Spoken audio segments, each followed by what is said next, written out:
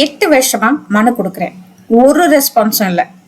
8 வருஷமா போராடி 8 வருஷம், ஒரு நாள் 2 நாள்ல 8 வருஷம். ஒவ்வொரு அதிகாரிக்கும் 150 மெயில் போட்டிருக்கேன், ஒன்னுத்துக்கும் ரெஸ்பான்ஸ் இல்ல. நீங்க எல்லாம் டேஷ் விட கேவலமானவங்கடா. அதாவது கேவலமானவங்கடா நீங்க எல்லாம் நிர்வாகம் பண்றதுக்கு லாயக்கே இல்லடா. நிர்வாகம் பண்றதுக்கு லாயக்கே இல்லடா. எங்களோடவே பிறந்து எங்களோடவே வளர்ந்து எங்க கிட்டயே நீங்க எல்லாம் எங்க கூட இருந்து எங்க கூட பிறந்து எங்க கிட்ட. உங்களை விட வெள்ளக்காரன் எவ்வளவோ தேவலடா. எங்களெல்லாம் தூக்குல போடுங்கடா. நாங்களெல்லாம் தூக்குல போடுங்கடா. வெள்ளக்காரன் தேவலடா. சுதந்திரத்துக்காக உயிரை விட்டதெல்லாம் இதுக்கு தானாடா. உயிர் விட்டவங்க உங்களுக்கு பண ஆசை பிடிச்ச பேய்களா. என் வயிறு எரியுதுடா. இப்படி அலக்கழிக்காம பணக்கட்டோட வானாவது சொல்லுங்கடா. மனு கொடுத்தா தெரியாது. ஒரு நாள்ல பட்டா கொடுத்துருக்கா. 18/3/2013 ஒரு மனு கொடுத்திருக்கேன். 20/3/2013 பட்டா கொடுத்துட்டேன். போலி பட்டாவை ரத்து செய்ய வலியுறுத்தி 8 வருஷமா மனு கொடுத்துக்கிட்டு இருக்கேன். 150 மெயில் போட்டிருக்கேன். ஆனா எதுக்குமே ரெஸ்பான்ஸ் இல்ல. நான் போய் கேட்டா எங்களுக்கு எந்த மனுவும் வரல அப்படின்னு சொல்றாங்க. நான் கையில வச்சிருக்க இந்த மனுன்றதெல்லாம் போலி. இதனால ஒரு பிரயோஜனமும் கிடையாது. இப்படி திண்டுக்கல் ஆட்சியரகத்துல ஒரு வயசானவர் பயங்கரமா கத்திக்கிட்டு இருந்தார். பார்க்க ரொம்ப பாவமா இருந்துச்சு. வணக்கம். நம்மளுடைய அரசாங்க அலுவலகங்கள்ல எங்க போனாலும் நிறைய இடங்கள்ல, நான் மொத்தமா எல்லாரையுமே சேர்த்து சொல்லல, ஆனா நிறைய ஊழல் நடக்குதுன்றது நம்ம மனசாட்சிக்கு நல்லாவே தெரியும். இந்த பெரியவர் மாதிரி யாராவது குரல் கொடுக்குறோமா அப்படின்னு கேட்டா கிடையாது.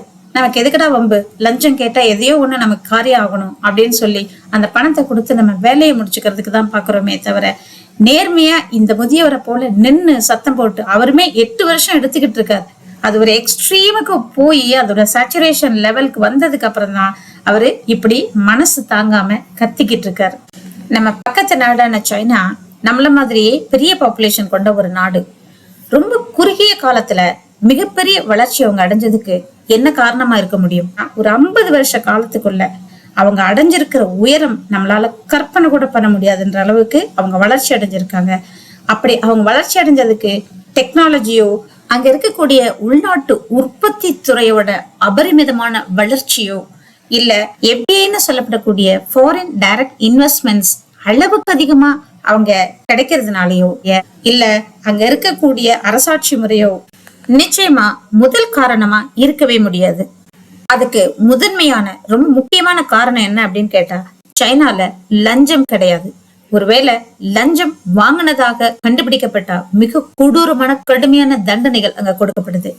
சமீபத்துல கூட ஒரு அரசாங்க அதிகாரி $142 மில்லியன் அளவுக்கு ஊழல் பண்ணிட்டாருன்னு சொல்லி அவருக்கு தூக்கு தண்டனை கொடுத்தாங்க. அந்த மாதிரி ஒரு பயம் இருந்திருந்தா நம்ம நாடு எங்கேயோ வளர்ச்சி அடைஞ்சிருக்கும். ஜனநாயகம் அப்படின்ற பேர்ல ஒரு செட் ஆஃப் பீப்புள் மட்டும் பயங்கரமா எல்லாத்துலயுமே பவர்ஃபுல்லாவும் பணக்காரங்களாவும் இருக்க நம்மளை போல மக்கள் எல்லாத்துக்குமே போராட வேண்டி இருக்கு. வாழ்க்கையில நம்மளுடைய நிஜமான பிரச்சனைகளை புரிஞ்சுக்க கூடிய அரசியல்வாதிகளை விரல் விட்டு எண்ணேறலாம். நாம தான் அவங்கள இனம் கண்டு ஓட்டளிக்கணும்.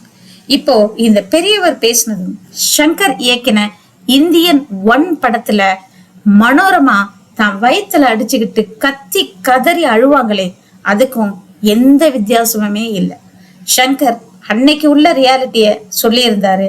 அந்த ரியாலிட்டி இன்னமும் தொடருது, இன்னமும் தொடரணுமா அப்படின்றதுதான் உங்கள் முன்னால நான் வைக்கிற கேள்வி.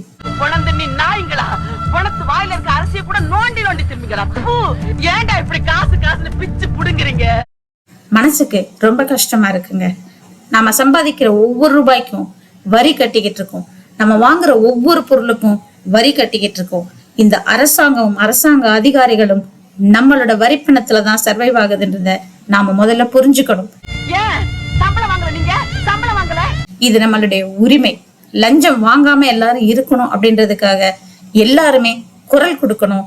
நம்ம பொதுமக்கள் தான் நம்ம குரலை ஒசத்தணும். அப்பதான் நம்ம மக்களுக்கும் தமிழ்நாட்டுக்கும் இந்தியாவுக்கும் ஒரு விடிவு காலம் பிறக்கும். நீங்க தான் யோசிக்கணும். நன்றி. தயவு செய்து சப்ஸ்கிரைப் பண்ணி சப்போர்ட் பண்ணுங்க மக்களே.